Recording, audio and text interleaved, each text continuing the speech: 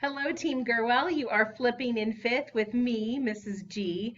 Tonight's topic is Topic 6, Lesson 6, and our learning target is I will be able to multiply decimal numbers by other decimal numbers. Our vocabulary for today is just a little reminder from something that we learned yesterday. Remember when we talked about the leapfrog strategy? That's when multiplying decimals, we leapfrog as many place values in the product as we do combined in the factors.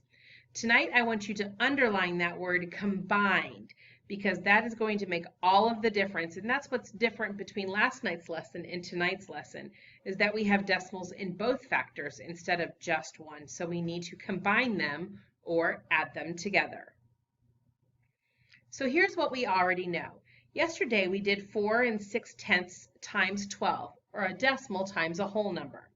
So we went through and we multiplied and acted like we completely didn't see that decimal at all. So 6 times 2 is 12. We're going to carry the 1. 4 times 2 is 8. We add 1, and that's 9. Now we have to multiply by the tens. So we're going to put a 0 there. And we're going to do 6 times 1 is 6. 4 times 1 is 4. We're going to add the partial products together, and we get an answer of 552. But because one of our numbers was a decimal, we had to know and understand that 552 was not the correct answer because we had to use the leapfrog strategy, so we knew where to put the decimal down in our product. So here we leapfrogged over one place, so we had to leapfrog the same amount of places in our product, which is 1. So actually our answer is 55 2/10. But you already know that because we learned that yesterday. So today we're just going to take that one step further by remembering that when multiplying decimals, we leapfrog as many place values in the product as we do combined in the factors.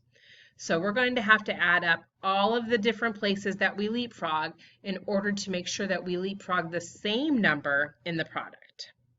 So here's an example. This is a decimal multiplied by a decimal. Right now, just like we did yesterday, we're going to forget that those decimal points even exist. So we're going to do 2 times 6, which is 12, carry the 1. 0 times 6 is 0, but we still have to add that 1, so we put the 1 down there. Now we're going to add the 0 in the second line of that partial product as our placeholder. 4 times 2 is 8. 0 times 4 is 0. We're going to add our partial products together, and we know that 2 plus 0 is 2, 1 plus 8 is 9, and 0 plus 0 is 0, so we don't have to put anything there. But now we have to remember to leapfrog because we have 2 decimals in this problem. So we know that up here in the first factor, we're going to have to leapfrog once. And we're going to have to, in the second factor, leapfrog a second time. So we've leapfrogged twice here. So we know that we've added this leapfrog to this leapfrog. So we have to go, how many places do we have to leapfrog in the product? 1, 2. Well, if you said 2, you would be right because we are going to leapfrog the combined total of the decimal place values in the factors. So our answer is the decimal point comes before the 9 in this problem. So here's a practice, and I would like you to go ahead and stop the video, do this problem on your own, and come back and see if we have the same answer. Coming back in 5, 4, 3, 2, 1. Did you get 27 69/100ths? If you did, awesome job. If you didn't, let's go through the problem now and let's see where you made your mistake. So 3.9 times 7.1, or 3 9/10 times 7 1/10. Well, we're going to begin by multiplying and forgetting about the decimals. Forget they even exist right now. 9 times 1 is 9, 3 times 1 is 3. We've got our 0 in the placeholder. 9 times 7 is 63, so we'll write the 3 down here and we'll carry the 6. Then 7 times 3 is 21, and we add 6, so that gives us 27. We add our partial products together.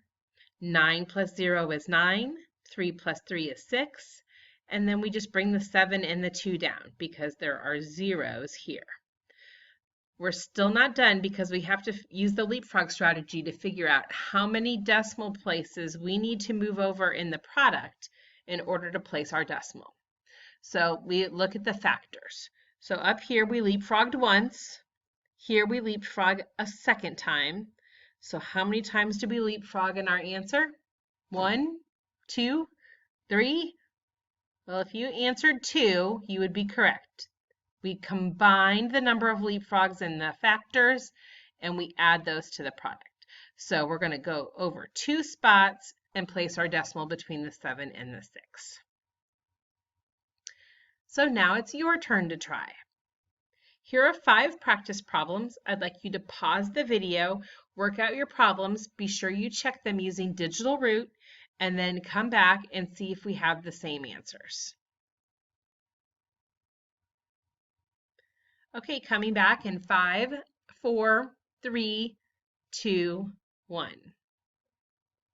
Here are the answers for tonight's practice problems. Go through and pay special attention to where your decimal points are and make sure that they line up. If you got a completely different number, you probably didn't check with Digital Root and you made a mistake somewhere in your multiplication. If you placed your decimal point in the wrong place, you need to just go back and re-add or combine the totals that you have in your place values from using the leapfrog strategy in the factors, and then do the same amount in your product. Remember to make sure you've checked your work and you write how many you got correct. Be honest, this is not for a grade, but I do want to know, could you teach a friend? Do you think you got it? Or do you have absolutely no idea where to place the decimal when you're multiplying a decimal by a decimal? And then fill in the blank with any questions you still have. I hope you enjoyed this lesson, Flipping in Fifth with me, Mrs. G, and I will see you tomorrow. Bye-bye.